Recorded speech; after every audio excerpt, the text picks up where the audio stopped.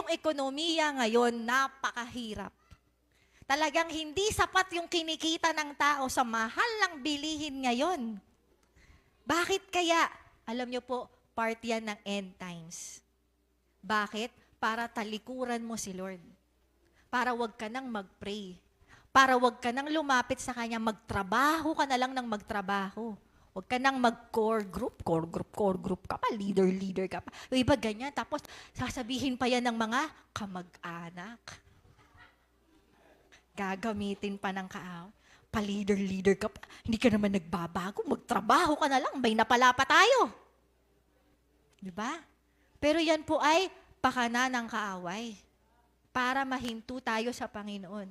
Ano ba ang mas mahalaga? Yung kaligtasan ng kaluluwa natin. Pero hindi ibig sabihin nun na hindi ka na pagpapalain ng Diyos. Kailangan lang itama natin yung mga prinsipyo natin sa buhay.